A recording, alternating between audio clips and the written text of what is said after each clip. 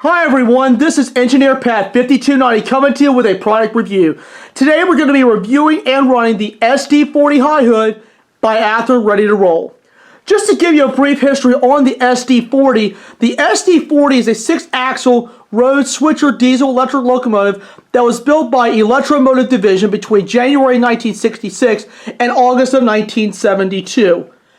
This engine was very popular among American, Canadian, and Mexican railroads. The predecessor to this locomotive was the SD35. This locomotive, the SD40, had higher horsepower and 6-axle freight locomotive. In 1966, EMD updated the locomotive catalog with entirely new models, all powered by the new 645 diesel engine, which was EMD's best prime mover. And those models that include that prime mover were the SD40 that you see here, the SDP40, the SD45, and SD38. 856 examples of this locomotive were built for American railroads, 330 were built for Canadian railroads, and 72 examples were built for the Mexican railroads, and 6 were built for the Ganeve-Bogue project, and 4 SD40Ms riding on a 5'3" gauge tracks were exported to Brazil, and these were all built at EMD's plant at McCook, Illinois, and that brings the grand total of 1,268 examples of this locomotive. This was a very popular locomotive in its heyday. The prime mover of this engine is EMD 645E3 V16 diesel. It is turbocharged, and traction motors are the D77, and the width of it is 10 feet, and the height of the locomotive is 15 feet, 5 1/4 inches, so it's a pretty good sized locomotive. And this, like I mentioned before, this was a very popular locomotive by EMD. Now, as you see, we have the Southern edition of the SD40. 30 of these examples were built for the Southern Railway between 1971 and 1972. This engine was built in 1971 for Southern, and the decorated beautiful tuxedo paint scheme as you see here. This series was later succeeded by the SD40-2, which was produced between 1972 and 1989, which was known as the Iron Horse of America, known as EMD's most popular and well-designed locomotive. Now today you are still seeing a few SD40s as well as many SD40-2s, and some of the examples of the railroads that actually bought this model were the Southern, of course, the Canadian National, the Chesapeake and Ohio, or the CNO, as well as the CNS Railroad, which I believe is the Colorado and Southern Railroad. I believe they bought some, as well as the Chessie system. So lots of these locomotives were built for these railroads, and Southern later purchased the SD40-2, which they have a good number of those, and all of those now have been rebuilt at NS Juniata shops in Altoona, where they now wear the Admiral cab, and they are still in active service today. Now, as you probably know, that Southern 3170 was actually rebuilt and repainted by Norfolk Southern employees. This locomotive saw a year of revenue service. 2015, it was rebuilt at Chattanooga shops in Tennessee, and that's also where the paint work was done as well. After seeing about a year of revenue service, it was donated to the Tennessee Valley Railroad Museum in 2016. Now, enough history on the SD40 and the SD40-2. Let's talk about Athearn's rendition of the SD40. As you can see here, we have a beautiful paint job here of the Southern tuxedo paint with the Chris Southern on the side and 3170 in the gold paint. The paint job was nicely done here by Athearn. Now, as you can see up here on the fuel tank and also where the emergency fuel shutoff switch is, there are a few separately painted items there, which Athearn did a really good job. I don't know if you can see it with the camera or not, but as you can see, we have some all beautiful signage here where the fire extinguisher goes, as well as where the air tanks, where the compressor is. So I thought this was a very nice touch. As we move on down toward the trucks, I'm going to shine a light up here. As you can see, there's some separately applied brake cylinders all over the trucks. As you can see, there have been a little bit of molded in detail there, which Athearn did a very good job of that. And the rear truck is just about the same with some more brake cylinders separately applied. And the Bloomberg trucks were also nicely done as well. Right, as we go ahead and move up the front of the locomotive, we have some separately applied MU hoses here. I'll zoom in real quick so you guys can take a look at this. Athearn did a really nice job on the front. As you can see, we have all this nice striping here, which is a very nice touch. As you can see, there are some ditch lights here, and these actually do operate when the locomotive is moving. A Chris Southern logo up on front, beautiful number boards on the side. up on the nose, and we have a nice, beautiful P5 on top. As we continue to go down the sides of the locomotive, we see we have some separately applied windshield wipers on the windshield, and this is the conductor side, and the window doesn't open here, but if we turn around, that this side here actually opens and closes. You have to use a pair of tweezers to actually move it, which I thought was a really nice touch. As we look on the long hinge, you notice there's a set of ditch lights here. These ditch lights will actually activate when you press the long horn sound effect on your Digitrax system or your Bachmann Easy Command Control Center. I have an Easy Command Control Center. And these will flash when you hit the long horn. It's really cool. And as you can see on the cab end, well, the technically rear end, there's another set of ditch lights as well. And I really thought this was a nice touch. As we come back down the side of the locomotive here, we have the nice handrails that are applied here.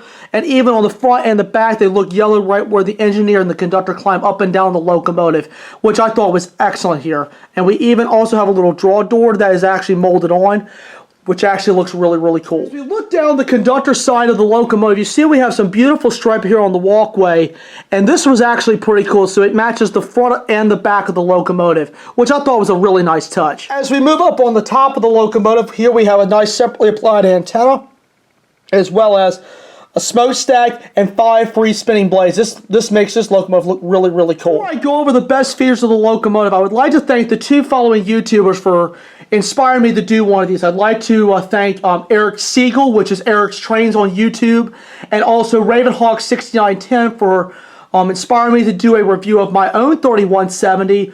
For Ravenhawk6910, he used some of the information in his video, and I use a little bit of that in mine, so I want to give credits to him. I also want to credit Eric Siegel for inspiring me to do product reviews like this. So I would like to thank both of you YouTubers at this time. Now, the last thing we will do before we start this engine up is BFOTE, best feature of the engine. I've got to say there is a split tie between the overall appearance of the locomotive as well as the sound. The sound is great. The horn is absolutely amazing, as well as the bell. And another best feature, it's a 3-way tie now because this engine, as you know, this end designated as the front and the cabin X designated as the back. This engine runs long hood forward out of the box. So it's the way it was meant to run, and I applaud Athearn for actually taking the extra step to making this look more realistic as possible. So Athearn nailed it on this as well as everything else about the engine. So BFOTE is a 3-way tie today. It is the programming at long hood forward out of the box, also with the horn and as well as the paint job. And this engine, as a matter of fact, has LED lighting, which was an absolute great touch. And it's also great for nighttime operation. Alright guys, now I have the engine on the track, and I'm going to tell you this right now, but the startup sequence here, the startup sounds sound really good in this engine. It was really, really precise to the real deal, and this will be a flashback for all of you old timers out there who may have worked on these locomotives at some point. But anyway, let's start it up.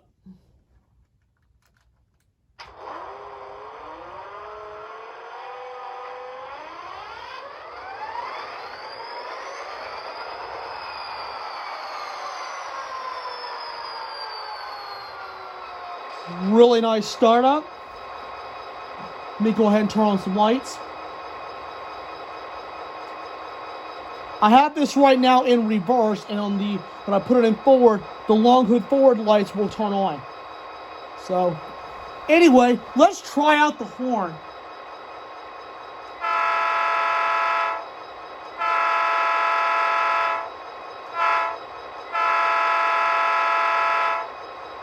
And the bell.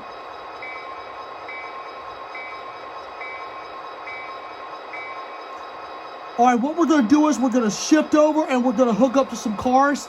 And I will be also showing you one of the lighting effects of the locomotive.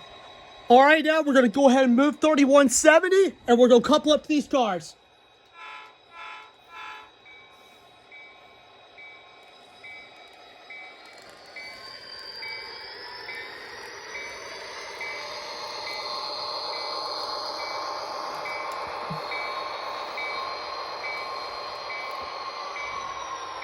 Listen to that thing throttle down.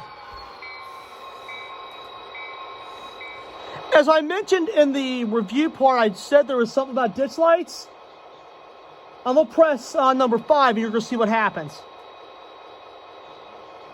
Now when you hold the longhorn sound effect, they flash.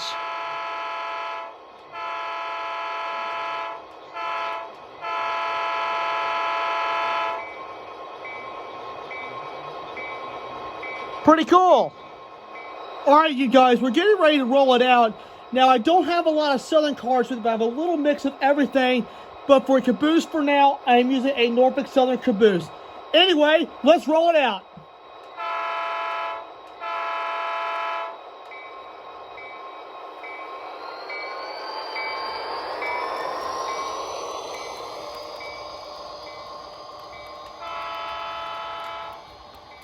This horn really sounds great.